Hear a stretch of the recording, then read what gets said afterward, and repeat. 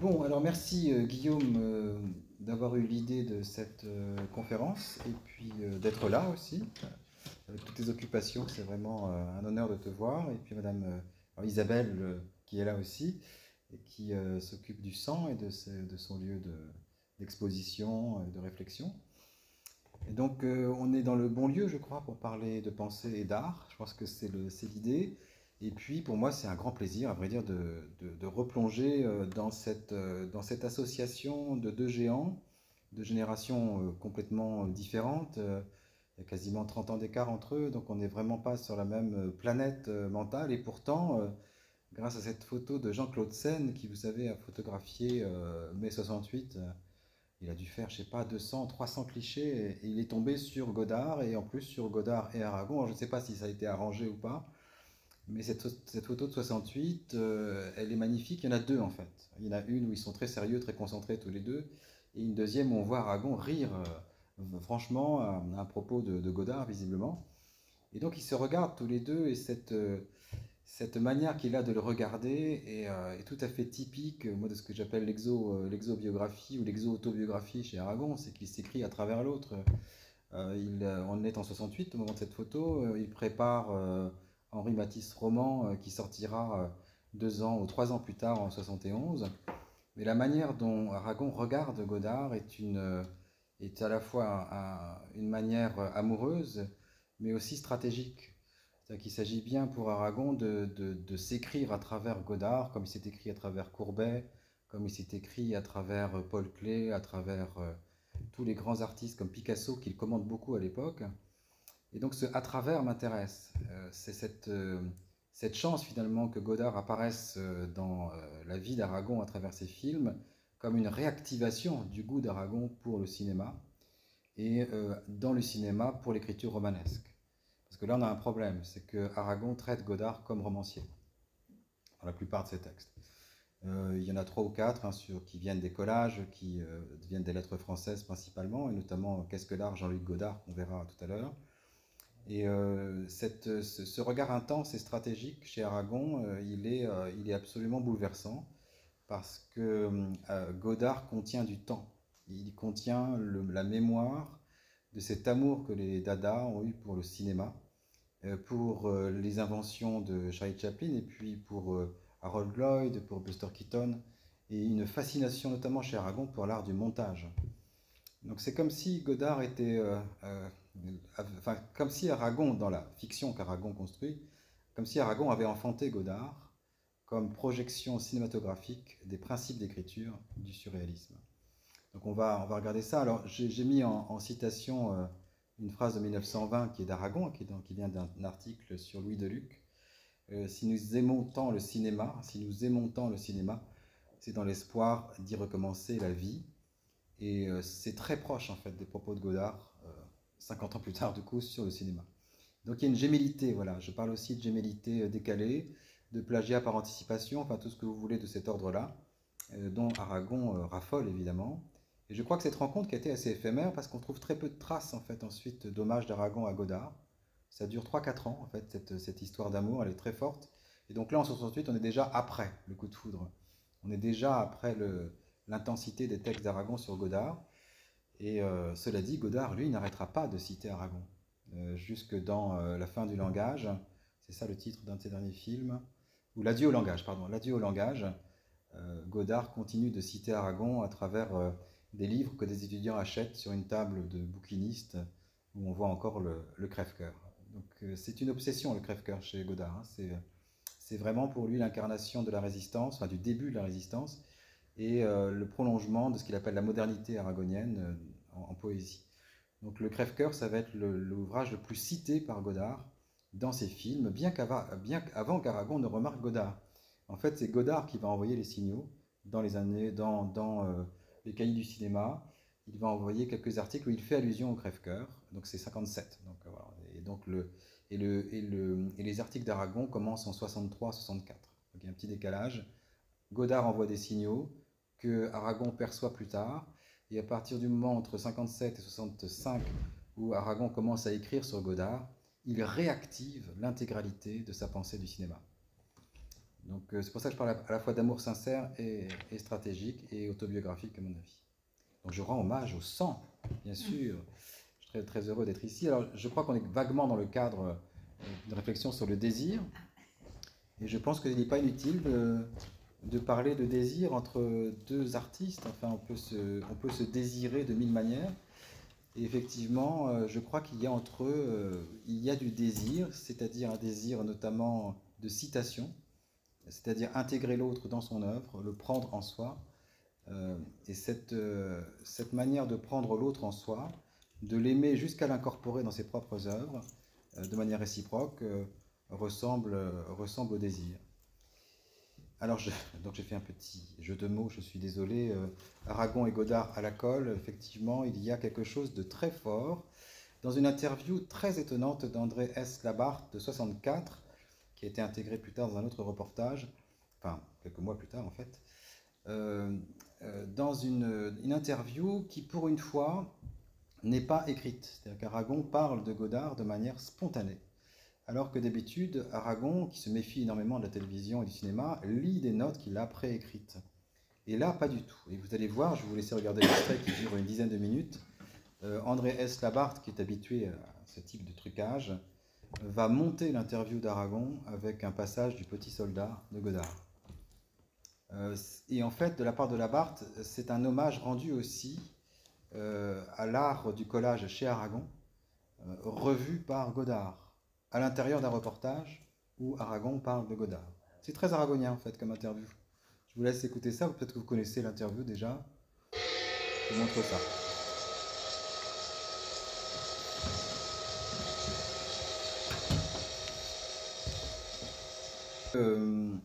Alors, comment je fais pour sortir de là? Alors, ah oui, d'accord, je vais passer là.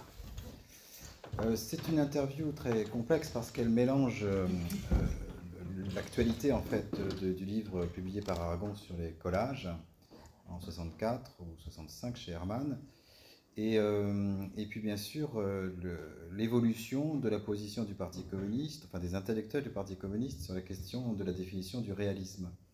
Et Garaudy vient effectivement de sortir un livre qui s'appelle « Un réalisme sans rivage ». Donc ça se tresse, ça se conjugue, ça se mélange. Et Aragon s'avance sur le terrain de Godard avec une jubilation visible, parce que Godard lui permet justement de dire non seulement je suis en train de faire évoluer, moi, Aragon, au sein du Parti communiste, la question du réalisme que je définis avec Garaudy comme un réalisme sans rivage, c'est-à-dire un réalisme non stalinien, un réalisme libre, qui autorise le montage, qui autorise le trucage, qui autorise donc le mensonge. Ce qu'Aragon dit d'ailleurs à propos d'Aragon, c'est que voilà, il utilise le mensonge et que c'est quelque chose de tout à fait légitime, même dans le réalisme. Donc, entre le fait qu'Aragon rappelle qu'il est un spécialiste immense du collage en peinture, dont il rappelle la cohérence dans sa pensée, en tout cas la continuité dans sa pensée, l'ouverture de la question du réalisme au sein du Parti communiste, et le goût qu'il a des films de Godard, tout ça fait un effet extrêmement de convergence énergétique et intellectuelle qui lui permet de libérer sa parole. On voit le plaisir qu'il a de parler et de faire cet arc assez étonnant entre ses textes sur Chaplin et ses textes sur Godard. Donc il est à la fois donc hyper sincère, hyper cohérent et en même temps, là encore, stratégique, puisque, comme il le dit, vous savez bien où je veux en venir. Je veux en venir à la question du réalisme, voilà. Donc Godard, c'est pour lui l'occasion de peut-être aussi de rattraper son retard sur Malraux, hein, sur tous les textes de Malraux sur le cinéma, et de tresser quelque chose de nouveau sur ce sujet. Alors le reportage que vous venez de voir a été repris ensuite dans un reportage dans le cinéma au défi qui est attribué soit à S. Labarthe, soit à Knapp, Hubert Knapp. Mais en fait, c'est plutôt Labarthe qui a fait le gros du travail. Mais cela dit, il y a d'autres éléments dans le film Jean-Luc Godard ou le cinéma au défi qui est vraiment un film très très long, que je ne peux pas vous passer en entier, qui date de 65, qui est légèrement postérieur, et où on voit Godard rendre hommage à Aragon. Donc c'est très étonnant. Donc avant l'interview que vous venez de voir, il y a un préambule où on voit Godard marcher dans le musée des Arts modernes de Paris. Il marche très vite d'ailleurs, la caméra le suit de dos et il s'arrête devant un Matisse. Il dit écoutez, là c'est très simple, on est devant une question de superposition de formes. C'est-à-dire qu'on a l'impression de voir un dessin très simple, n'est-ce pas? Mais comme le dit Aragon, et c'est un peu comme Aragon d'ailleurs, il y a ici une forme de superposition des styles qui fait que nous sommes devant la modernité même. C'est d'ailleurs grâce à Aragon que je suis entré dans la modernité poétique. Donc voilà, c'est quasiment ça qu'il dit. Alors j'étais un peu surprise que j'avais jamais entendu cet élément. Ça s'est écrit en 65, à quelques années du grand texte d'Aragon sur Matisse, mais Godard cite en fait Matisse en France et Matisse ou la grandeur qu'il connaît. Et donc on s'aperçoit que Godard connaît très très bien l'œuvre d'Aragon et même vraiment profondément. Donc il y a quelque chose d'étonnant. Et puis bien sûr le titre de l'émission même, Le cinéma au défi, est une reprise d'un texte d'Aragon de 1930. Donc il y a de la part de Knapp, de Labarthe et de tous ceux qui ont réalisé ces films pour le RTF, une volonté soit de littérariser Godard, soit de moderniser Aragon, parce qu'ils sont aussi eux-mêmes objets d'une stratégie de repenser du communisme et de repenser de la nouvelle vague qui est en plein essor grâce à Godard. Donc Aragon entre dans la nouvelle vague, de même que Aragon et que même que Godard entre dans les textes d'Aragon. Donc il y a vraiment des espaces qui se dessinent grâce à ces reportages, qui sont tout à fait fascinants. On pourrait parler de bijection, en fait, comme on dit en mathématiques. Il y a vraiment Godard qui se projette dans Aragon et Aragon qui se projette dans Godard. Et tout le monde en profite, parce qu'on sent bien que le Parti communiste est en train de changer de position sur les questions artistiques et que ça va aboutir au congrès d'Argenteuil en 66. Donc on est vraiment sur quelque chose de central, en fait, dans l'histoire de l'évolution de la question du réalisme, en France en tout cas, sur cette question-là. Donc le cinéma au défi est une allusion de la part de Knapp à ce travail d'Aragon qui est très ancien, et là c'est une réédition de 50, ça date de 1930, et avant même, Aragon avait déjà écrit son premier texte sur le collage en 1923, et avant encore, justement, je vais y revenir, des textes sur Charlie Chaplin et la question du cinéma. Donc voilà, je cite Racine approximativement, son mal vient de plus loin. Le goût d'Aragon pour le collage, il est très ancien effectivement, et il est venu percuter 40 ans plus tard l'œuvre de Godard, à moins que ce ne soit l'inverse. Alors bien sûr, je vais vous infliger un petit historique pour qu'on réactive un peu tout ça, parce que cette interview où il parle de Chaplin, où il disait, voilà, effectivement, quand j'ai parlé de Chaplin dans 2 articles monumentaux, effectivement, Marguerite de loin, Breton n'a pas été très tendre avec lui, on n'est pas sur quelque chose de simple, qu'un écrivain et poète comme Aragon rende hommage à des petits films de divertissement, ça n'allait pas de soi. Et effectivement, le déclenchement de l'écriture d'Aragon, et même le déclenchement de l'écriture poétique, on l'oublie trop, mais c'est Charlie Chaplin. C'est sur lui d'abord qu'il écrit ses premiers poèmes, et il en est fier, et il le rappelle avec fierté. Il a été l'un des premiers à rendre hommage à Chaplin dans des textes qui essayent d'imiter cette rythmique délirante, qu'on ne voit pas forcément d'ailleurs tout de suite quand on est un simple spectateur de Chaplin, mais quand on lit Aragon, on se dit effectivement qu'il y a des éléments de collage, des associations d'idées, de décors et de scènes qui sont tout à fait impensables et tout à fait nouvelles. Juste une petite citation de Charlot Sentimental, paru dans le film en mars 1918. Aragon a donc 21 ans. Icare épris du ciel et de la cimairie monte dans l'ascenseur en tenant un ravier. Musicienne sur la machine à écrire, une fille de Saint-Paul, Minnesota, caresse le clavier. Soupir au cœur gonflé d'affronts accumulés, après tout, cernant par la gauche, n'est pas la déité que passant à sa droite embauche, ta mâle et bien tienne beauté, et ses moustaches que tortille une galante main, ô fille. Et là, Aragon se rapproche en fait de tout ce qu'a pu dire Apollinaire juste avant sur la question de la nouveauté du cinéma et sur la certitude, en tout cas qui est présente dans les textes d'Apollinaire, que le prochain roman, c'est le cinéma. Donc il y a une anticipation extraordinaire de la part d'Aragon qui comprend que l'ekphrasis ou l'écriture poétique sur le cinéma devient aussi un message en direction du cinéma que la littérature désormais ne peut plus ignorer. Le deuxième poème d'Aragon s'appelle Charlot Mystique, Nord-Sud, mai 1918, avec des désignations, des déictiques étonnants, comme s'il décrivait le film dont il se souvenait. L'ascenseur descendait, toujours à perdre haleine, et l'escalier montait toujours. Cette dame n'entend pas les discours, elle est postiche, moi qui déjà songeais à lui parler d'amour. Oh, le commis, si comique avec sa moustache et ses sourcils artificiels. Donc on retrouve cet esprit un peu futuriste finalement qu'on trouve chez Apollinaire, le fait qu'on s'empare des nouvelles technologies et qu'on les intègre dans la poésie.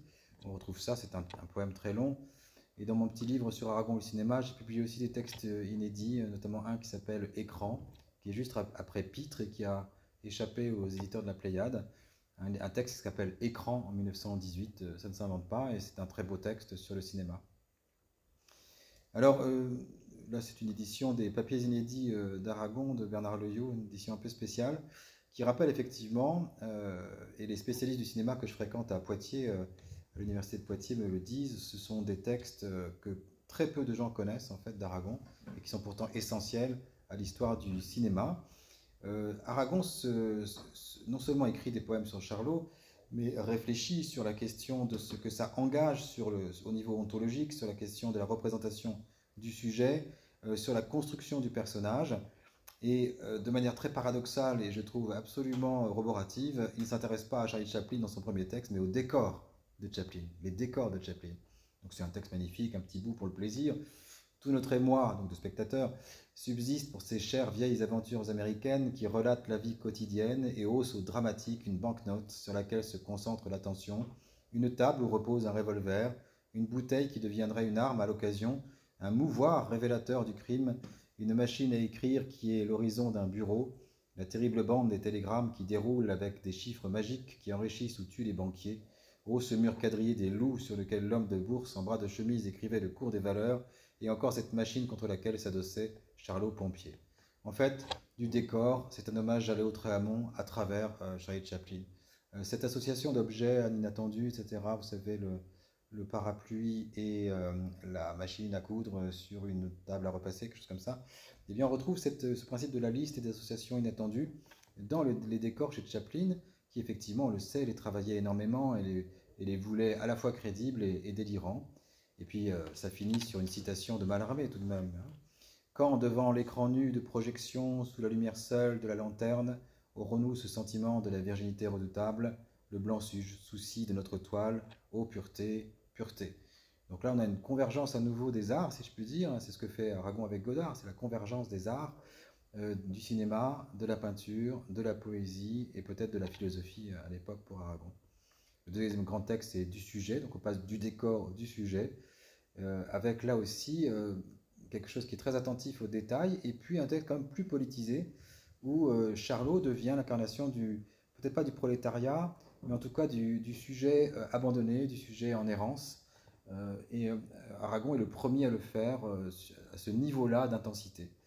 Par exemple, ce qui gagne la partie et capture l'attention du spectateur, c'est la double qualité de l'action d'être continue, sans pause, sans trou, et déterminée logiquement chez des êtres tout simples, directs, et en cela même véritablement cinématographiques. C'est comme s'il avait perçu chez Charlie Chaplin une capacité non seulement à représenter la vie des misérables, si je puis dire, mais aussi à créer de l'abstraction à l'intérieur de cela. Le héros n'attend jamais le contrôle d'une impression pour réagir, il s'ensuit que constamment, comme nous en trouverions mille exemples, il est le jouet des apparences, et que ses erreurs deviennent la source même de son comique. Ascenseurs, ponts tournants, tubes aériens, métropolitains, tramways, tapis roulants, tout le décor marche et manque de heurter l'acteur dès que celui-ci demeure immobile. La vie moderne, c'est la lutte pour la vie et la course à la mort. Donc cette question de la mécanique plaquée sur le vivant, pour citer Bergson, c'est toujours bien de citer Bergson, et bien là on la retrouve de manière politiquement orientée, et c'est quelque chose de tout à fait inattendu. Charlie Chaplin, c'est du divertissement, c'est pas ça, en principe, c'est quelque chose de simple, Charlie Chaplin. Et justement, dans cette simplicité, Aragon voit une force de proposition politique dont Charlie Chaplin lui-même est conscient, bien sûr. Alors, il y a d'autres textes d'Aragon, ils sont très nombreux en fait, entre 1917 et 1924, où Aragon rend hommage au goût qu'il a d'aller au cinéma et à cette fascination pour les westerns, pour les Max Sennett comedies, pour les films de Deluc également, où dit-il, et là c'est très aragonien, ça m'a frappé en revoyant des films de Godard, donc là il parle de Deluc, où il y a des gens qui se désirent pendant 1 heure jusqu'à ce que les spectateurs fassent claquer leur siège. J'aime les films où il y a du sang. Mais si vous regardez les films de Godard des années 60, vous allez trouver des amants qui se désirent pendant 1 heure et demie et qui finalement se trouvent pas toujours en coïncidence. L'autre grande figure, bien sûr, qui me fait beaucoup penser à Anna Karina, et c'est un effet de conférence, ça, je pense que c'est un peu tiré par les cheveux, mais c'est vrai que la manière dont Anna Karina est maquillée dans Le Petit Soldat, ou même dans Pierrot le Fou, ou encore dans Bande à part, Et cette manière de cadrer Anna Karina me fait penser à certains plans des vampires de Feuillade, avec cette héroïne qui change d'apparence la nuit, et à laquelle, c'est très connu, Aragon rend hommage en disant, voilà, l'idée que toute une génération se fie du monde se forma au cinéma, et c'est un film qui la résume, un feuilleton, une jeunesse tomba tout entière amoureuse de Miss Dora dans Les Vampires. Donc ce qui intéresse Aragon, c'est l'originalité de la manière de filmer à l'intérieur d'une forme de divertissement. Donc il y a là, bien sûr, une manière de parler de lui-même et de ses recherches. Quand il parle, et c'est bien connu chez lui et chez d'autres, quand il parle d'un artiste, il cherche en lui les chemins de la création. Donc il rend hommage dans d'autres textes à Harold Lloyd et au caractère métaphysique du dessin, j'allais dire du dessin animé du film chez Lloyd. Il rend hommage à Keaton, à son sens du tragique. Et puis pour Lloyd, Aragon et Breton étaient fascinés. Enfin, il y a beaucoup d'hommages par lettres à cet auteur. Mais dites-moi, l'ordinateur vous empêche de voir l'image là en fait? Non, ça va, ça passe? Oui, donc avec Aragon, là c'est l'écriture d'Aragon que vous voyez, qui est envoyée à Breton, où il dit nous irons encore au cinéma, à mardi, cher ami. Voilà, c'est adressé à Breton, avec une sorte de collage justement du portrait de Lloyd, et qu'on retrouve d'ailleurs dans les murs de la rue de Varennes, dans les documents que Aragon a punaisés à la fin de sa vie. On retrouve Lloyd à peu près partout, et c'est assez étonnant de voir cette fascination qu'il avait pour Lloyd. Alors il y a aussi, ça c'est vraiment pour le plaisir, parce que quand Aragon écrit sur le cinéma, il est volontiers lyrique. Il dit ceci par exemple en 1919, le monde tient sur la toile, nous n'avons pas fini de nous en émouvoir. Dites-moi les noms des meilleurs films, que je me remémore leur beauté. Ô mes amis, l'opium, les vices honteux, l'orgue à liqueur sont passés de mode, nous avons inventé le cinéma. Nous avons inventé le cinéma. C'est-à-dire qu'il ne se distingue pas, lui, en tant que poète dada, de ce qui se passe au cinéma. Ce nous est vital pour comprendre ce qui se passe avec Godard. Et puis un petit coup de griffe passionnel contre Jacques Vacher, puisque c'est l'époque où Breton est fasciné par Jacques Vacher. Aragon n'en peut plus, on le voit dans la correspondance avec Breton, où il explique à Breton qu'il vaut peut-être autant que Vacher, que lui, il n'est pas drogué comme lui, que lui, sa drogue, c'est l'amour qu'il a de Breton. Donc, je pense que ce petit opium là, c'est un petit coup de griffe. Et puis donc cette citation que j'ai, donc là je vous passe Charlie Chaplin, mais juste pour voir le contexte de cette citation que j'ai mise en haut de titre pour la conférence. Si nous aimons tant le cinéma, c'est dans l'espoir d'y recommencer la vie.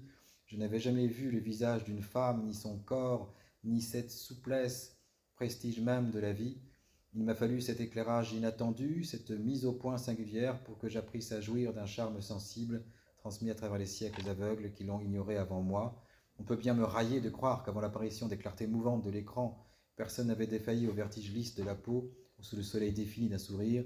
Par-delà les scepticismes, les déceptions, les erreurs, le cinématographe, aux yeux d'une génération, restera la meilleure hypothèse poétique pour l'explication du monde. Voilà, c'est extraordinaire comme texte. Et il va, je pense, ce texte et cette sensation qu'il a par rapport au cinéma, déclencher même l'écriture de Danisset et déclencher plus tard, peut-être plus fortement encore, le principe rédactionnel du Paysan de Paris. On trouve ici, au niveau génétique, si vous voulez, les sources d'écriture du Paysan de Paris qui se présentent comme un reportage. Hein, et très godardien avant la lettre, dans cette manière de porter la caméra. Vous entendez le déni de différence d'art lorsque dans l'interview de 64, Aragon dit oui, enfin il n'y a pas exactement, enfin, ce n'est pas la même chose, il n'y a pas de caméra, mais enfin c'est la même chose. Voilà, c'est ce qu'on appelle un déni de différence artistique, effectivement, de différence, un déni de différence. Ce n'est pas la même chose et c'est la même chose. Voilà, c'est la même chose. Le Paysan de Paris, c'est du Chaplin. Le Paysan de Paris, c'est du Deluc. Le Paysan de Paris, c'est du Lloyd, etc. Donc on a dans les textes sur le cinéma la préparation en fait de toute l'écriture aragonienne, qui n'est pas spécifiquement romanesque, puisque Anicet ou le panorama roman est classé dans le domaine du roman, par Aragon lui-même, et que le Paysan de Paris, lui, est classé en poésie. Ce qui s'expliquerait aussi par ses origines poétiques des textes sur Chaplin. Donc il y a beaucoup de textes d'Aragon sur le cinéma, on ne peut pas tous les voir, mais bien sûr l'influence sur Anicet ou le panorama est très importante. Alors, juste une petite parenthèse sur le mot panorama, qui fait allusion à la connaissance qu'avait Aragon, comme tous les jeunes de sa génération, des installations optiques qu'il pouvait voir quand il était enfant lors des grandes expositions, ou bien dans les fêtes foraines tout simplement. Les panoramas, les panoptiques, Les dioramas, les kinétoscopes sont dans l'imaginaire d'Aragon des éléments extrêmement importants qu'il utilise, notamment dans Le Paysan de Paris, les kaléidoscopes. Tout ce qui est scope intéresse Aragon. Il va l'intéresser toute sa vie. Et on voit de 1917 à 1974 un intérêt constant d'Aragon pour les nouvelles technologies optiques. Tout ce qui concerne la reconstruction de la vision, tout ce qui peut enrichir le roman par des métaphores de type optique, il l'utilise. Et dans les lettres françaises, à la suite de Sadoul ou à côté de Sadoul ou à côté de Jean Renoir, Aragon propulse des articles qui sont des articles sur les nouvelles techniques d'écran, notamment les techniques voulues par Abel Gans pour le Napoléon, mais aussi toutes sortes de techniques de relief. Tout ça apparaît dans les lettres françaises et est mis en valeur par le directeur de ce journal qui est Aragon à partir de 1953. Donc la présence du cinéma en lui est une présence génératrice d'écriture. Il ne s'agit pas seulement de parler du cinéma ou de devenir un critique de cinéma, il s'agit pour Aragon d'incorporer, enfin d'intégrer complètement ce que le cinéma peut provoquer comme esthétique en lui. Donc là, il y a une très belle nouvelle de 24 qui s'appelle Le Grand Tort, et il utilise une expression qu'il va réutiliser techniquement dans Le Paysan de Paris. J'écrivais maintenant Le Grand Tort, il n'y était pas du tout question de Berlin, pas plus que dans Les Plaisirs, sous-entendu de la capitale, mais c'était pourtant cette décomposition cinématographique du monde. Il semblait que je n'eusse à Paris ramené dans mes yeux que cette décomposition du monde. Dans Le Petit Soldat, le personnage qui joue l'homme qui a trahi à la fois le FLN et l'OAS, finalement, à la fois son pays et l'Algérie, dit, en prenant des photographies d'Anna Karina, qui s'appelle, donc alors je confonds les prénoms, ça doit être Marianne. Non, Marianne, c'est dans le Pierrot le Fou. Dans Le Petit Soldat, ça s'appelle Véronica. Je ne sais plus. On va retrouver ça. Et il dit donc à Anna Karina, elle va s'en tirer comme ça, la photographie, c'est la vérité. Et le cinéma, c'est la vérité 24 fois par seconde.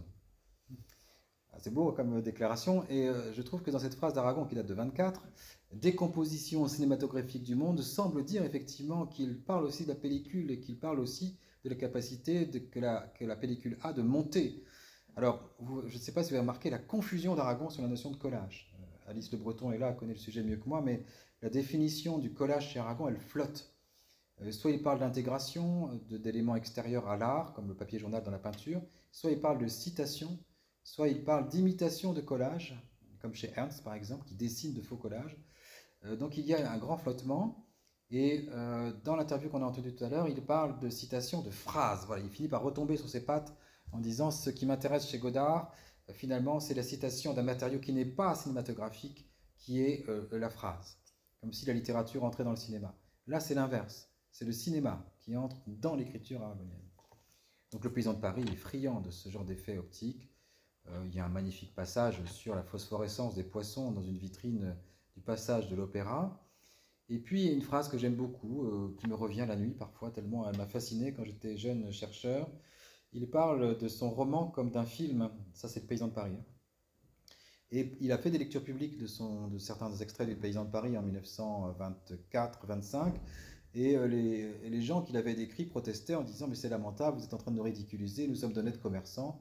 Et voici le commentaire. « Ce sont les clients du tailleur, je les vois défiler comme si j'étais un de ces appareils de prise de vue au ralenti qui photographient le gracieux développement des plantes ». Il se trouve qu'à l'époque, je les ai retrouvés avant que le CNRS les reprenne en interdisant leur diffusion. Il existe dès 1915 des films, effectivement, qui filment des plantes pendant des semaines et qui ensuite accélèrent le film pour montrer le gracieux développement des plantes, justement. Donc Aragon connaît ces films. Autrement dit, il s'intéresse au cinéma scientifique.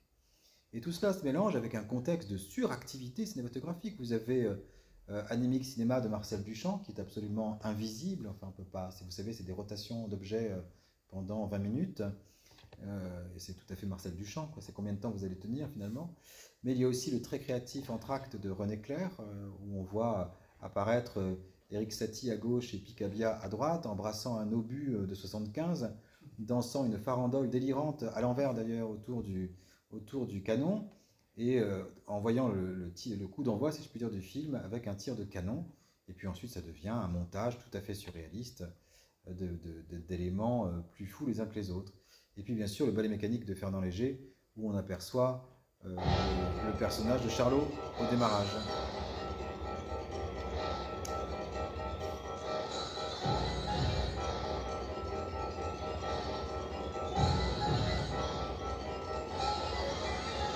Un film de Fernand Léger, donc. Citation d'Eisenstein. Voilà notre Charlot cubiste dans le film de Léger. Charlot présente le ballet mécanique. Il est dans tous les esprits. C'est ça qu'on ne comprend pas quand on est gamin et qu'on voit les premiers Charlot de sa vie. On ne comprend pas tout ce que ça a pu représenter pour cette époque-là. Charlot déverrouille les éléments politiques, esthétiques, à lui tout seul. Donc d'autres éléments sont présents dans la Révolution surréaliste sur la question du cinéma, avec notamment des effets cinétiques dans la revue elle-même, mais ça serait un peu long à expliquer. Mais il y a énormément de travaux dans la Révolution surréaliste sur les récits de rêve qui sont voulus par Breton et Luard et Aragon et Soupeau et d'autres comme Artaud, qui s'interrogent sur la manière qu'on a de monter les rêves, comment on les raconte et comment on les truque et comment le récit finit par proposer des choses merveilleuses et qui donc sont présentes dans chacun de nos esprits, dans chacun de nos imaginaires. Mais le récit de rêve, il faut y faire attention parce qu'Aragon en parle énormément des questions oniriques et de la structuration onirique d'une phrase, par exemple, avec cet effet de montage, de cut et de reprise, qui bien sûr est aussi hérité de la lecture qu'ils ont faite de Freud. Il y a quelques éléments cinématographiques très précis dans l'œuvre d'Aragon dans les années 30, une fois qu'Aragon a commencé sa très forte bascule vers le discours militant sur le matérialisme dialectique. Il y a une admiration très forte qui vient aussi des voyages qu'il a pu faire en Union soviétique à l'égard de la manière dont le pouvoir soviétique gère le cinéma. Et il y a un texte très étonnant, c'est un cas unique dans l'œuvre d'Aragon, où il raconte son voyage dans les provinces périphériques de l'URSS, qui s'appelle Une saison en Asie, 1933. Donc on a changé d'époque, on a changé d'ambiance, mais l'intérêt du cinéma pour Aragon ne s'est pas du tout arrêté. Il évoque un spectacle sur la révolution soviétique et sur la guerre soviétique contre les puissances étrangères, qui mélange le cinéma et le théâtre. Donc il y a du théâtre d'abord, une sorte de mise en scène un peu caricaturale et à la soviétique de la lutte des bolcheviks et de la lutte contre la bourgeoisie internationale, etc. Et puis il y a tout à coup un écran de cinéma qui apparaît en plein milieu du spectacle, donc les spectateurs se retournent, changent de point de vue et voient apparaître cela. Donc je vous lis la réaction d'Aragon. Puis tout s'éteint et voici la réalité nue qui apparaît à l'écran. Dans la convaincante grossièreté noire et blanche d'un documentaire d'avant-guerre, ici merveilleusement monté. Ce sont tous les gouvernements bourgeois qui défilent avec leur grotesque et leur hideur particulier, et l'écran s'éteint et la scène s'allume. Là-dessus, un éclair a passé dans l'air, nom de Dieu, l'obus éclate et la lumière revient à l'écran cinématographique. Voici la guerre, non pas la guerre des communiqués, non pas la guerre des croix de bois, la guerre sale, sanglante et sordide. Le cinéma et le théâtre combinés pour dire la vérité de la guerre, et non pas sa légende, comme on peut la voir d'après Aragon chez Dorgelès.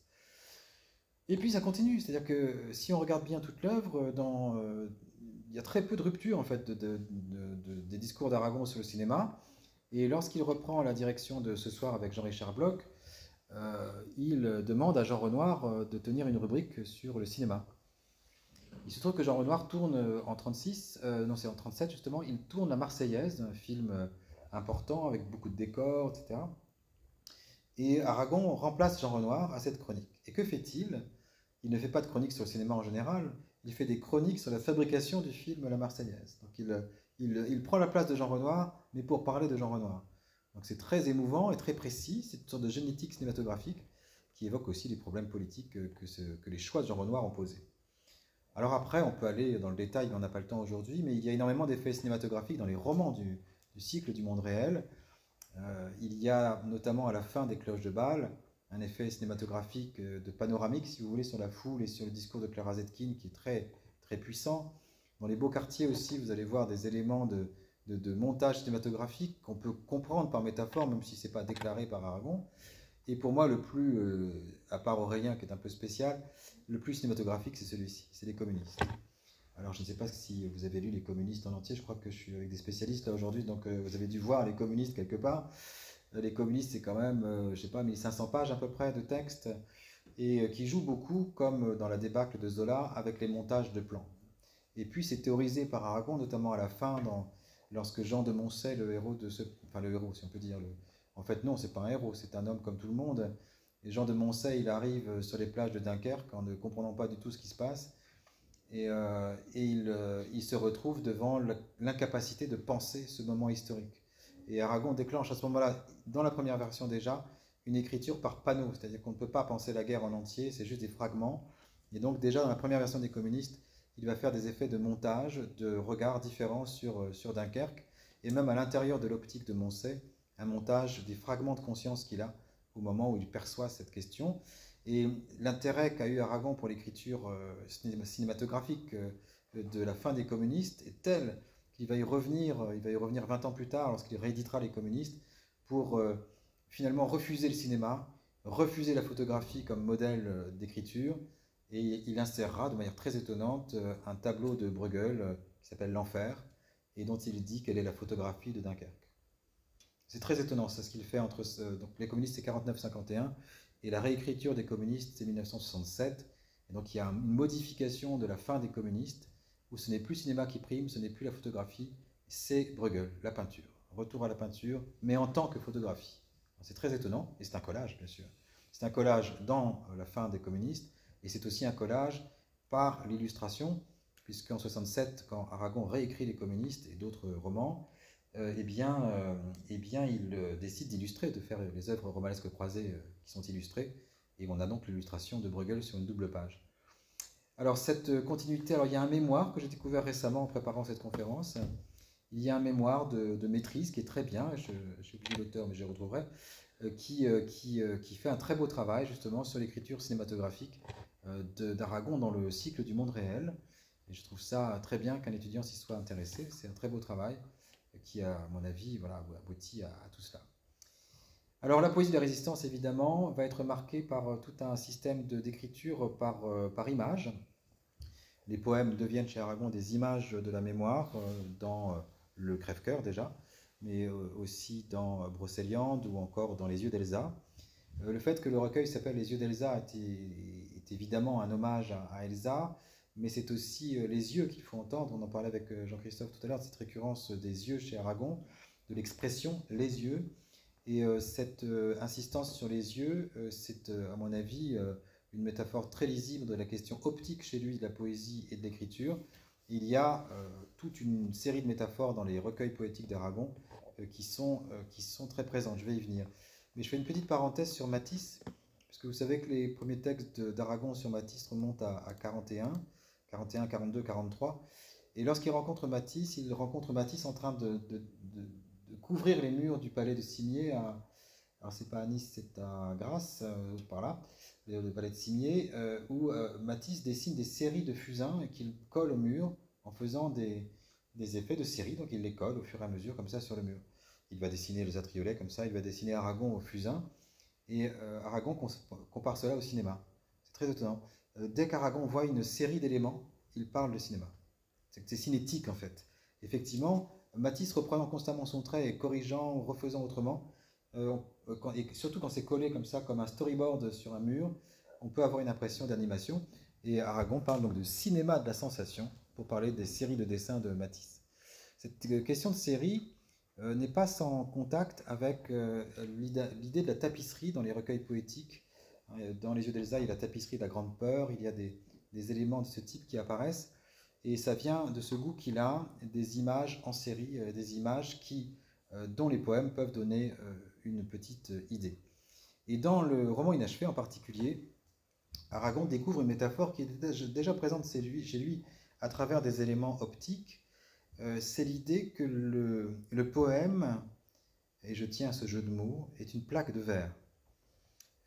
Le poème est une plaque de verre, c'est-à-dire qu'il est bien sûr un ensemble de vers, un ensemble versifié, mais aussi une plaque de verre, VE2RE, à travers laquelle passe la mémoire de l'histoire.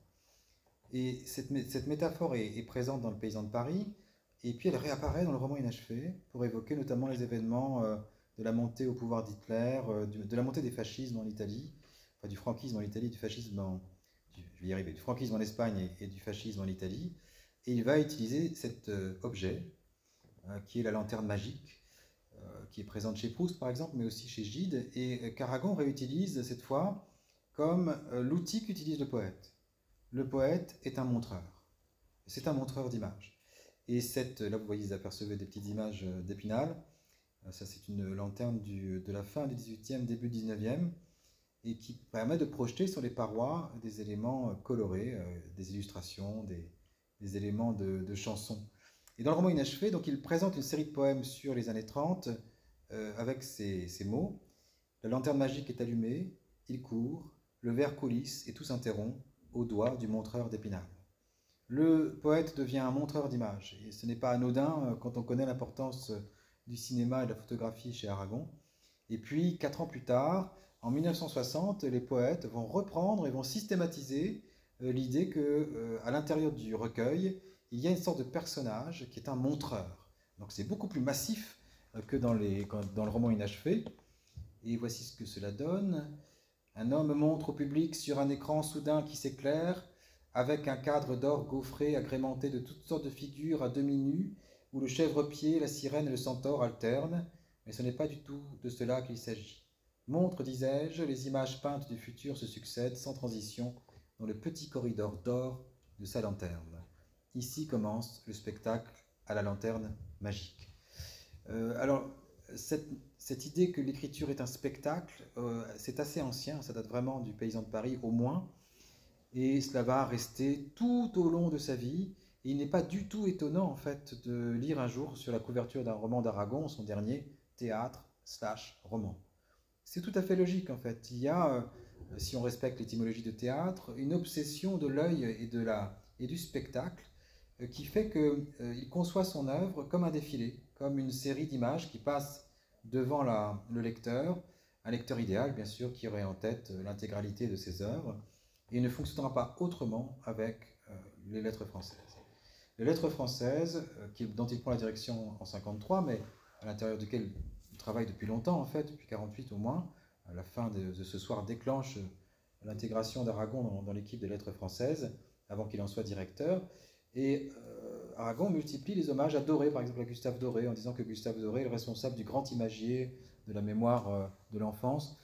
Et les lettres françaises, cette image du grand imagier, me semble tout à fait transférable sur le fonctionnement iconique des lettres françaises, qui sur plus de 1500 numéros vont faire de ce journal un monument, une sorte de musée imaginaire pour la famille, principalement pour les intellectuels d'ailleurs, au bout du compte, mais c'est un musée imaginaire qui suit son chemin en parallèle de celui de Malraux. C'est assez clair maintenant, depuis des années que je réfléchis à leur évolution à tous les deux. Le musée imaginaire, à la manière d'Aragon, ce serait les lettres françaises. C'est-à-dire quelque chose d'un peu contraint au début. Effectivement, dans les années 53, on est plutôt dans le figuratif, dans la peinture réaliste, dans le travail de diffusion à la fois esthétique et idéologique d'une certaine forme d'art figuratif, avec une hypervalorisation du dessin, puisqu'Aragon est fasciné par le dessin, et qu'il pense que le dessin est plus prolétaire finalement, pour caricaturer un peu sa pensée, plus proche du prolétariat que la peinture qui est plus bourgeoise. Eh bien, on va donc avoir énormément de dessins dans les lettres françaises et un effet de défilé, de spectacle assez étonnant. Aujourd'hui, quand je distribue les lettres françaises dans les amphithéâtres de La Rochelle, par exemple, mais aussi dans mes cours à l'université, je vois l'émotion des étudiants et des spectateurs, qui n'est pas forcément une émotion politique d'ailleurs, qui est une émotion visuelle. Ce type de journal n'existe plus. C'est un très grand format, vous savez, même s'il a diminué au fur et à mesure des années, mais c'est un très beau spectacle que les lettres françaises. C'est tous les arts, effectivement, dialoguant de page en page. Donc je verserai volontiers à mon propos et à mes arguments cette continuité de la pensée cinétique chez Aragon, ce défilé des images, cette espèce de lanterne magique qui est devenue les lettres françaises, que sont devenues les lettres françaises entre les mains d'Aragon.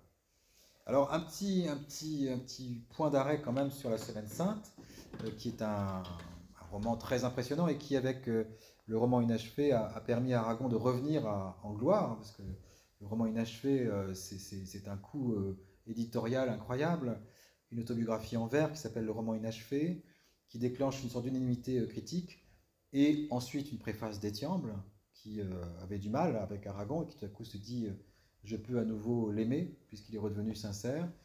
Et Thiambe qui salue Aragon, tout va bien, quoi. C'est vraiment très important. Et 2 ans plus tard, la Semaine Sainte, 700 pages de romans, cette fois-ci non pas inspirés par la peinture, mais par le cinéma, mais par la peinture, mais qui, passant à travers le regard de Géricault, redevient cinématographique. Et dans les interviews que Aragon a données à propos de la Semaine Sainte, il y a de quoi tomber de sa chaise, parce qu'il continue à mélanger les arts, il continue à dire, mais c'est pas de la peinture que j'ai voulu faire, c'est de la stéréoscopie. Il le dit très clairement. Alors, Dominique Armand lui dit, on parle du mentir vrai, de la question du trucage, du montage, voilà ce qu'il répond. Savoir mentir, pourquoi faire? Aragon, donner la profondeur. À Paris, au départ, j'avais essayé de le faire par un procédé qui ressemble à une sorte de stéréoscopie mentale au cours de la traversée de la capitale, en jouant avec les images contradictoires de Théodore Géricault, personnage double, à la fois mousquetaire du roi et peintre de génie.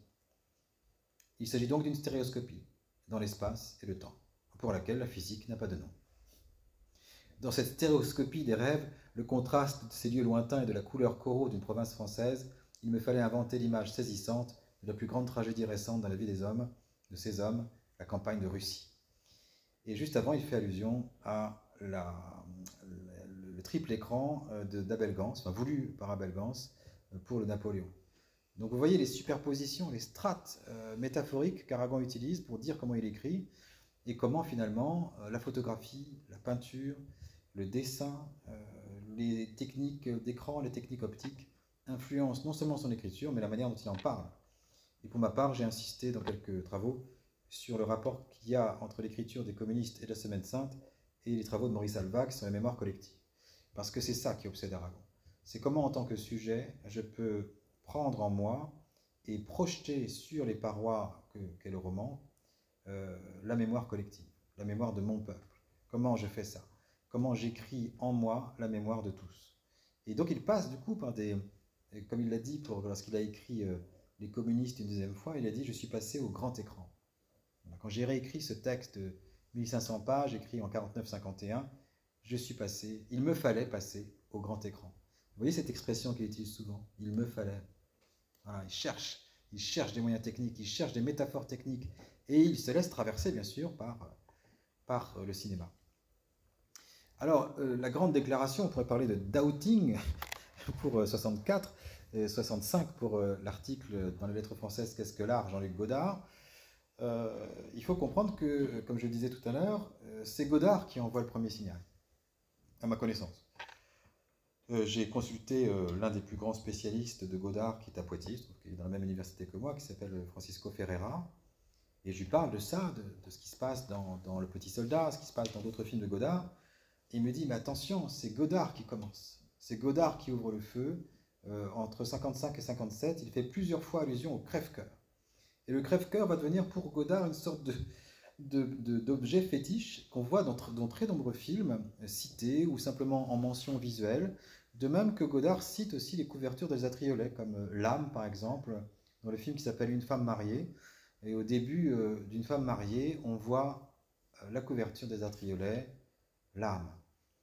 Et bien sûr, ça polysème de manière extraordinaire, puisqu'il s'agit bien sûr de l'âme de Masha Merrill, enfin, qui joue cette femme adultère, mais aussi l'âme, on l'entend écrit en un seul mot. Il se trouve que dans le reportage de Knapp que je vous ai montré, qui intègre le reportage de Labarthe, il y a un moment où on voit Godard dans une salle de montage. Et on tombe pile au moment où il dit à la monteuse de bien insister pour qu'on voit bien le A. Il dit, il faut qu'on voit L-A. Et je n'avais pas pensé à ça. Louis Aragon est aussi présent dans L'âme. Et donc il insiste, il dit non, il faut, tu vois, non, mais ce qui compte, c'est les lettres A, L, A. Donc voilà, c'est extraordinaire comme hasard. Donc ça m'a un peu frappé, évidemment. Alors bon, les citations, vous les connaissez peut-être, je voudrais juste les rappeler, puisque c'est l'objet de cette conférence. C'est que non seulement donc Godard fait allusion dans ses articles critiques au crève-cœur, mais dans À bout de souffle, alors qui ne date pas de 60, qui date de 59, hein, c'est une petite erreur là, de date, À bout de souffle cite Elsa, je t'aime, mais il ne le cite pas n'importe comment. Elsa, je t'aime du crève-cœur d'Aragon en 41, c'est un grand, vaste poème lyrique avec une rythmique très particulière. Elsa, je t'aime. Au biseau des baisers, les ans passent trop vite, et vite, et vite, et vite, les souvenirs brisés. Oh, toute une saison qui avait fait bon vivre, cet été fut trop beau comme elle était de livre. Insensé, j'avais cru pouvoir te rendre heureuse, quand c'était la forêt de la grande Chartreuse, ou le charme d'un soir dans le port de Toulon. Bref, comme est le bonheur qui survit mal à l'ombre. Au biseau des baisers, les ans passent trop vite, et vite, et vite, et vite, les souvenirs brisés. Je pense que ce qui intéresse Godard dans ce texte, c'est qu'il est juste avant le démarrage de la résistance et qu'il dit la séparation des amants. Dans tout le crève-cœur, et c'est pour ça que ça s'appelle aussi comme ça, c'est non seulement le crève-cœur national, la préfiguration de la défaite, mais d'abord peut-être la séparation des amants, c'est les amants séparés. Et quand on voit à quel point cette idée obsède Godard, je pense qu'il a, voilà, il a trouvé là quelque chose qui conjuguait son émotion face à la question de la résistance et son émotion de la question du couple qui est traitée par Aragon de manière profonde, douloureuse dans ce texte. Alors là j'ai un mauvais extrait, mais pour gagner du temps, je vous le donne en mauvais extrait. Quoique, allez, bon. Alors est-ce que je vais le retrouver? Parce que là j'ai la bonne version. Alors, attendez, je regarde si je l'ai bien minuté. Alors celui-là, je ne l'ai pas minuté. Donc je vous le mets comme ça. Désolé pour la qualité pour l'instant. C'est pour ça que tu disais jouer quitte au dos. Alors pardon, donc Michel Poicart est un... Comment le décrire? Un petit con, très imbu de lui-même, très vif, très nerveux, comme la plupart des personnages de Godard, qui est un voleur de bagnole. En fait, il n'a pas de métier, mais il sait très bien voler des voitures. Et il passe de femme en femme, et puis celle-là lui pose problème. Elle est plus fascinante que les autres. Il y a quelque chose qui se passe, même s'il n'ose pas dire les mots, il y a quelque chose d'intense. Et lui-même, lors d'un coup de tête, a tué un motard. Je ne sais pas si vous savez cette scène. C'était juste, il dit, si vous n'aimez pas la montagne, si vous n'aimez pas la mer, si vous n'aimez pas la ville, allez vous faire foutre. Il est dans sa voiture, il a pris le large, comme souvent les personnages de Godard font, partent comme ça sur un coup de tête. Dans la voiture qu'il a volée, il y a un revolver. Il s'en sert pour abattre un motard qui veut l'arrêter. Et à partir de là, il est poursuivi par la police française. Et donc, il se réfugie dans un cinéma pour échapper à la police. Et vous allez entendre Aragon là. Mais Aragon monté avec un autre poète. Tout à l'heure. Oui, un peu comme ça. Allons voir le western en improvien. Oui, mais attendre que la nuit tombe. Donc là, il se cache.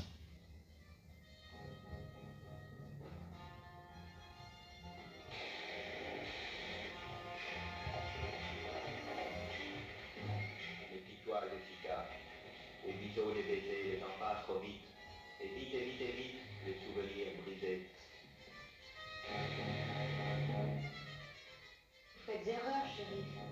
Notre histoire est noble et tragique comme le masque d'un tyran. Nul drame hasardeux ou magique, aucun détail indifférent ne rend notre amour pathétique. Vous connaissez sans doute ce montage célèbre. Après, on enchaîne. Donc, vous avez vu, ils disent qu'ils vont au cinéma, en fait, ils n'y vont pas. C'est très, très étrange. Donc, ce passage cite le texte, enfin un bout de le refrain, si on peut dire, de la chanson ragonienne. Au biseau des baisers, les ans passent trop vite, et vite, les souvenirs brisés. C'est Godard qui dit ce texte. Et c'est monté avec un texte d'Apollinaire, d'Alcool, de 1913. Notre histoire est noble et tragique comme le masque d'un tyran, nul drame hasardeux ou magique, aucun détail indifférent. C'est très fort de la part de Godard parce qu'il renvoie aussi l'écriture de la poésie moderne, ce que Godard appelle la poésie moderne, à sa source, c'est-à-dire Apollinaire. Et en même temps, il fait un montage sémantique sur la question de la tyrannie, qui est un des motifs aussi de son cinéma. Alors, voilà, j'ai l'endroit, je vais juste vous montrer ça. Dans le reportage dont je vous ai parlé tout à l'heure, que je repasse ici, il y a ce moment où. Alors on retrouve le reportage ici. On voit Godard au téléphone avec la secrétaire de Queneau. Et puis on voit ça. Donc, je peux vous le montrer maintenant. Godard marche dans le musée d'art moderne de Paris. Il a l'air d'être indifférent à tous les tableaux qu'il croise.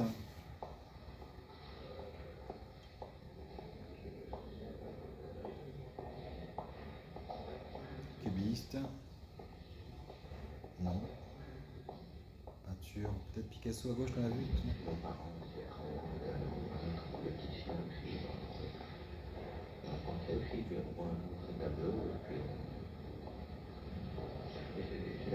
C'est à la même époque qu'un poème d'Aragon. C'est drôle, ça me fait découvrir la poésie moderne. Et c'était drôle puisque et il m'a fait découvrir que la poésie moderne, il avait écrit un article, c'est pas 40, sur Matisse, dans Verbe. Ça correspond beaucoup, je trouve. Parce qu'Aragon, c'est toujours la digression des idées l'une par-dessus les autres, et Matisse, c'est les formes qu'il a. On fait ça, puis on en fait une autre, puis une troisième. Ça correspond. Finalement, il a l'air assez simple, ce tableau, il est purement décoratif, comme une boule. Et plus on le regarde, finalement, il y a un sentiment. C'est-à-dire, on le découvre comme sentiment, comme dans un tableau, c'est-à-dire simplement une jeune fille qui rêve et qui trouve quelque chose. Alors que la première fois qu'on le voit, on ne pense pas du tout. On le voit en tant que. Mais finalement, la peinture moderne est bien. Parce que ce que Malraux découvre dans la peinture, il vous dit Chardin, c'est déjà un braque, et puis il isole un détail, et puis il vous dit regardez, c'est du braque. Alors que quand on voit Chardin, on pense juste au temps qui passe, au paysage. Et puis il faut faire le contraire, ou si on voit un Matisse, on dit c'est des formes.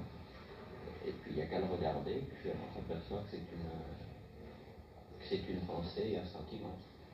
Plus on la regarde, plus on s'intéresse parce qu'elle représente l'humain. Enfin, ces yeux qui sont que deux traits, finalement, il signifie un regard.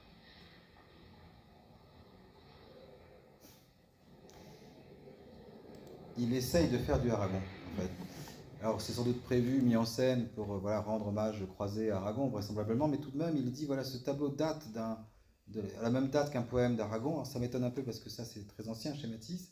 Je pense qu'il fait plutôt au texte d'Aragon sur Matisse en 1941 et que ça correspond avec Au biseau des baisers. Donc, il fait le lien entre Matisse, Aragon et les citations et les collages qu'il fait dans ses propres films. Dans Bande à part, alors je pourrais le montrer en bonne qualité, on a une autre citation. Donc vous savez que Godard publie film, enfin, édite, fabrique film sur film, de 1959 jusqu'en 65, il doit y avoir 8 ou 9 films, c'est une production intense, quasiment 2 films par an.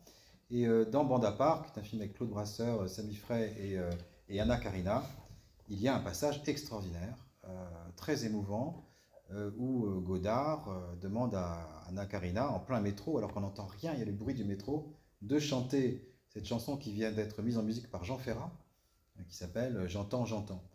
Alors ça, je vais pouvoir vous montrer la chose. Je suis désolé de faire de la pub pour Wanadoo, ce n'était pas mon intention du tout, mais il y a sur ma réserve de films, voilà, Bande à part, qui est un film qu'il faut re-regarder. Alors,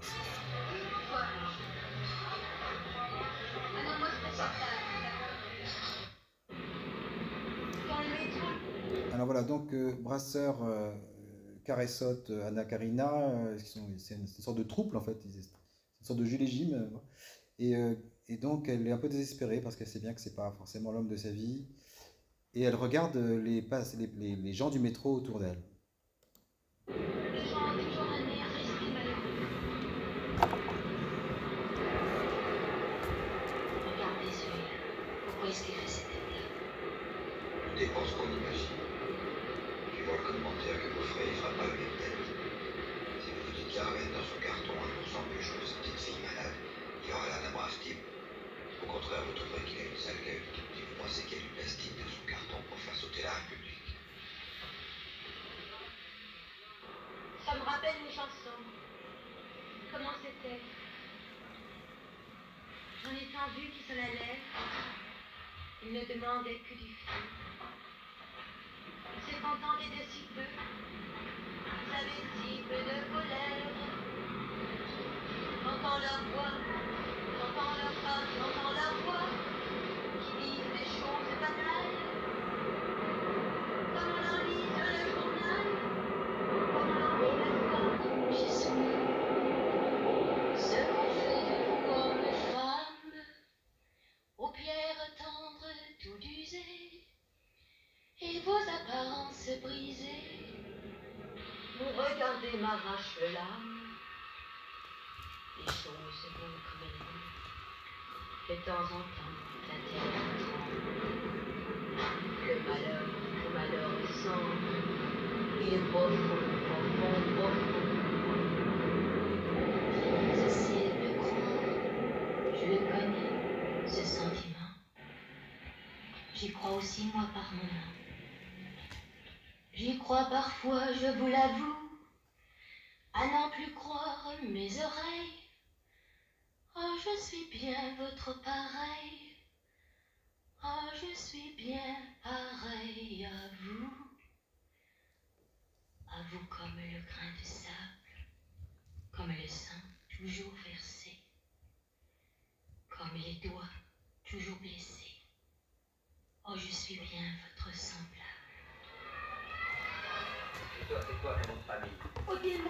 Alors, voilà, c'est compliqué, enfin, il faudrait plus de temps, mais vous voyez que le collage lui-même est commenté par d'autres collages. Vous avez le mot liberté qu'on voit bien, par exemple, la station Liberté.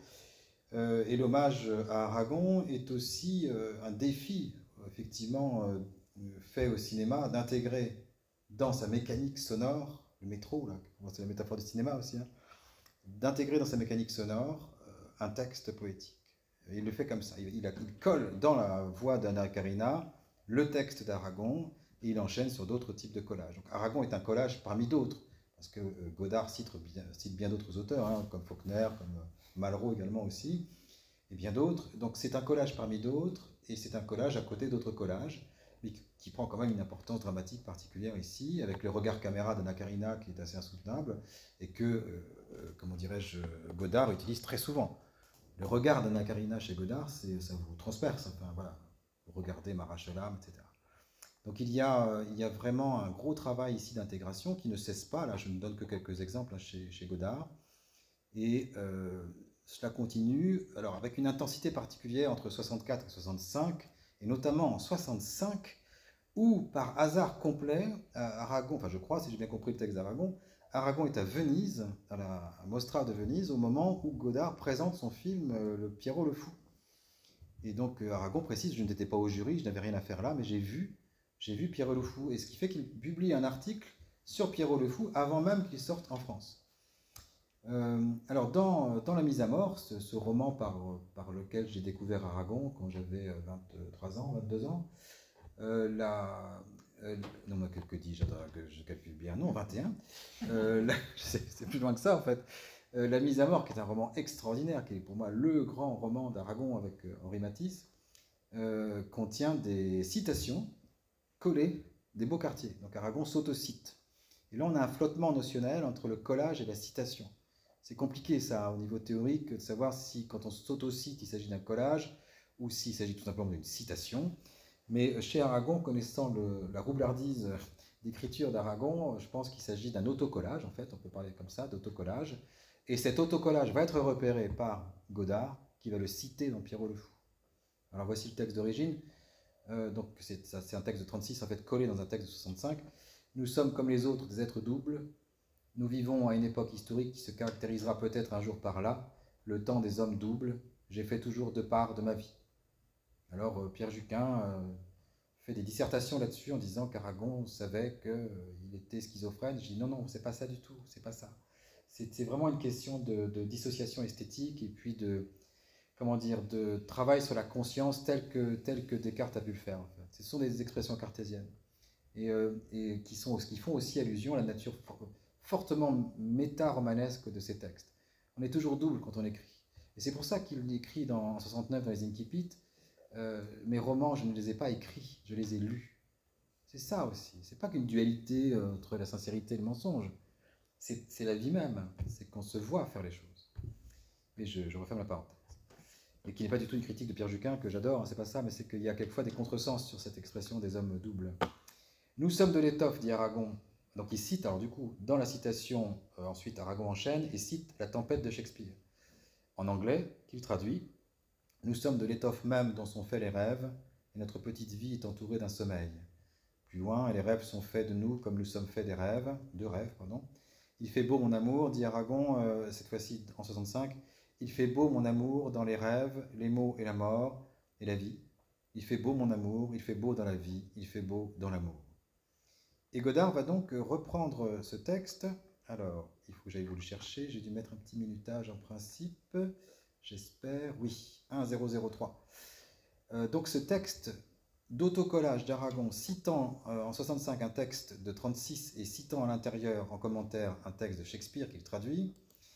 Tout ça est repris de manière synthétique par Godard au milieu du film. C'est à peu près au même moment d'ailleurs stratégique du film, c'est au milieu.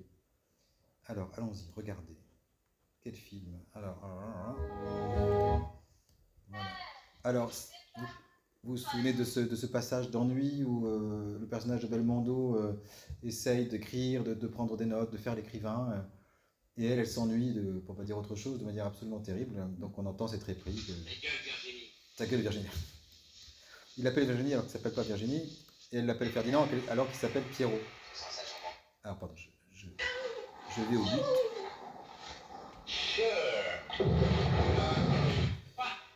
Alors, il y a une scène avant qui est absolument épouvantable, c'est lorsque pour gagner un petit peu d'argent auprès d'Américains naïfs, touristes américains qui sont du côté de Porquerolles, Belmondo et Anna Karina font un petit théâtre où ils simulent la guerre du Vietnam, en faisant des avions en flammes qui tombent dans l'eau, etc.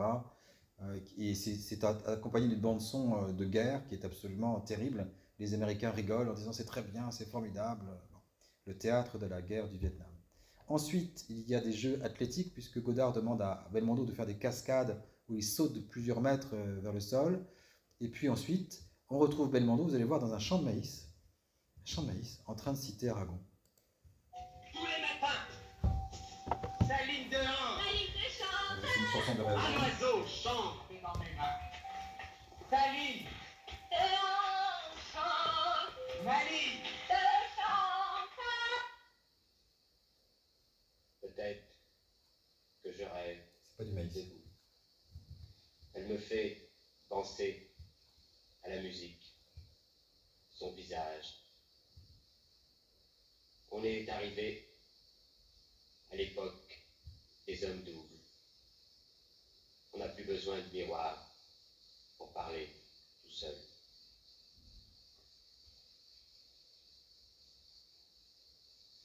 Quand Marianne dit « il fait beau », à quoi elle pense?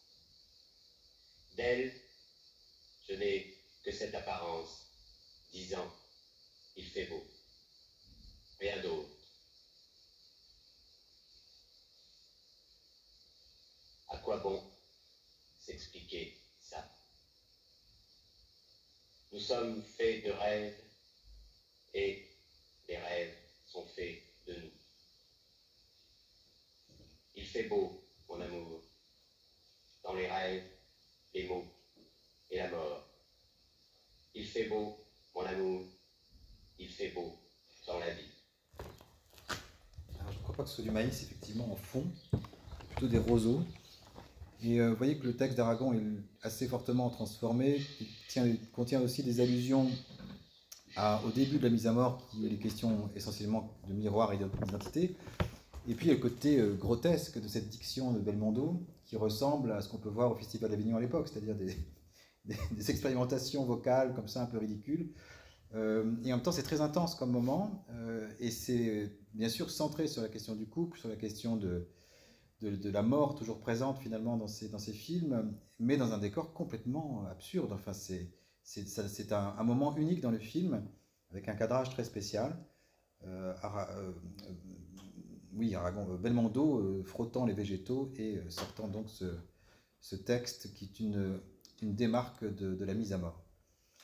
Donc il y a énormément de choses. On arrive effectivement dans l'échange avec Aragon à cette idée d'un réalisme qui évolue, que Godard fait évoluer à lui tout seul.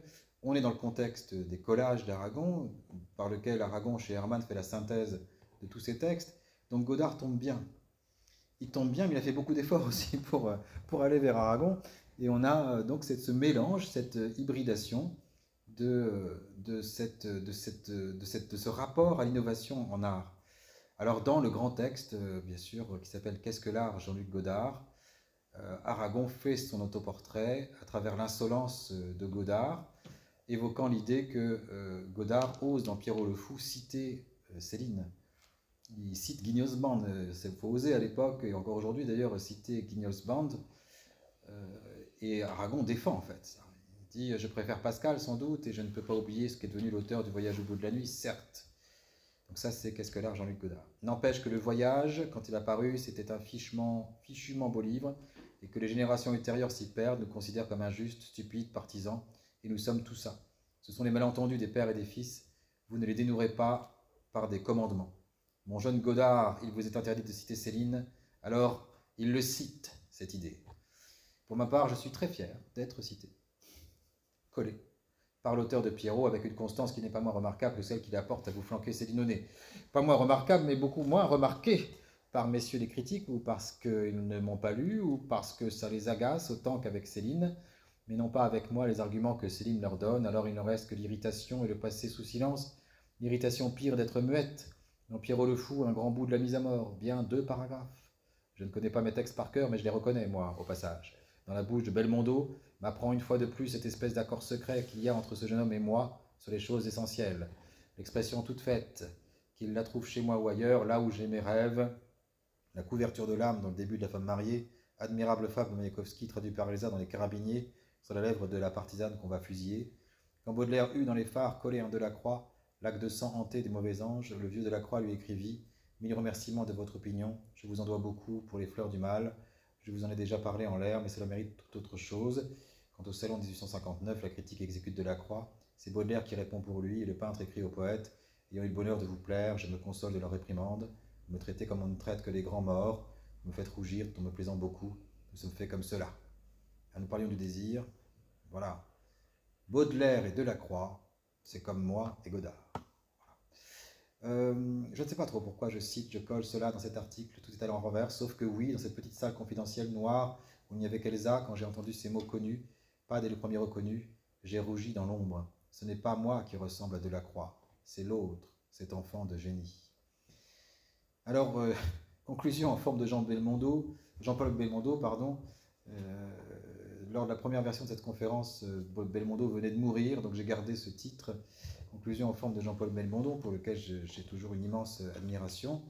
Et puis ce masque bleu, qui reste très étonnant dans l'histoire du cinéma, et qui me fait penser à un autre masque, qui est le masque rouge d'Aragon, qui était parfois blanc aussi, quand il se présentait devant les médias à la fin de sa vie. Et ça fait allusion en fait à un texte d'Aragon où il commente les collages, en parlant de l'incrustation dans les œuvres de ce qu'on peut appeler des écriteaux. Je vous passe le texte, c'est un peu long, mais chez Poussin, dit-il, il y a des écriteaux qui donnent barre sur d'autres réalités que le tableau lui-même, et Jean-Luc Godard, c'est Poussin. Donc on a une manière chez Aragon de replier constamment la peinture sur le cinéma, et ce pli fait entre le cinéma et la peinture, lui-même replié sur le roman. Donc on est sur peut-être pas une fusion de ces strates, mais comme un paravent avec ces 3 panneaux qui se regardent et qui se parlent. Donc les effets de miroir entre Godard et Aragon, entre Baudelaire, Delacroix. D'ailleurs, Juquin fait remarquer que ce n'est pas Delacroix qui obsède Godard, mais Velázquez. Et étonnamment, Aragon tire Godard vers Delacroix. Et puis il y a cette question du désir, évidemment, entre les auteurs. Étrange parenté qu'il y ait au créateur d'aujourd'hui un peintre comme Nicolas Poussin, précisément pour ce désir de lui qu'il partage, que son œuvre parle aux yeux. La différence n'est que de vocabulaire, collage, écriteau, citation, à vous de choisir. Et le dernier temps que je vais proposer comme réflexion sur le rapport Godard-Aragon, je crois qu'il se prolonge bien au-delà de ce dialogue des écritures. On peut trouver des échos de Godard chez Aragon dans Blanche ou l'oubli, ils sont énormes en fait. Dans Blanche ou l'oubli en 67, il y a encore énormément d'allusions à la question du montage, à la Seconde Guerre mondiale et à toute la résistance bien sûr. Et puis à la guerre du Vietnam, enfin, il y a beaucoup de choses qui semblent venir du Petit Soldat parfois, et d'autres films de Godard. Donc des allusions dans le roman, peut-être aussi dans le théâtre roman pourrions-nous en trouver. Moins d'allusions, sinon très fines, de Godard à Aragon. Donc la dernière que j'ai vue, mais c'est parce que je ne connais pas assez bien Godard, c'est dans L'adieu au langage, où le crève-cœur apparaît donc juste en couverture du livre au début du film. Mais il y a autre chose. Il y a cette relation au musée imaginaire et aux parois couvertes d'images. Il n'y a pas un seul film de Godard où il n'y a pas un mur avec des images punaisées. Des Picasso, des Velázquez, des Renoir, beaucoup de Renoir, puisque dans un des films de Godard, Marianne s'appelle Renoir. Il y a vraiment ce tic chez Godard du musée personnel. Voilà. On va retrouver ça dans tous ses ouvrages sur le cinéma. Hein. J'ai fait une sorte de musée imaginaire du cinéma. Aragon lui-même, à la fin de sa vie, avait fait cette espèce de fresque gigantesque qui couvrait presque l'intégralité des murs de l'appartement rue de Varennes, multipliant les effets de collage. Alors, collage, punaisage, citation, à vous de choisir. Effectivement, Aragon a fini sa vie en dessinant et en collant des photographies tout autour de sa propre image, autour de l'image de sa mère que vous apercevez ici. Et il s'est fait tout un petit musée imaginaire, à la fois affectueux et politique. Des personnages de figures politiques ici. Et donc, je trouve que Pierre Berger a reconstitué l'appartement, enfin une partie de la maison suisse de Godard, où on a retrouvé ce type de panneau, assez caractéristique chez Godard, d'une recherche aussi éditoriale pour savoir quelles images mettre avec quelles images. À mon avis, Godard est plus proche à ce moment-là de Malraux que d'Aragon, mais tout de même, je voulais conclure en réunissant à mon tour ces deux hommes autour du dialogue et du désir des images entre elles. Je vous remercie.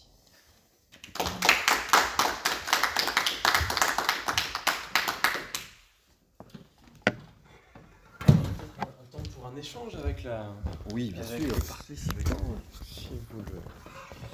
si vous le souhaitez. C'est pas du tout obligatoire.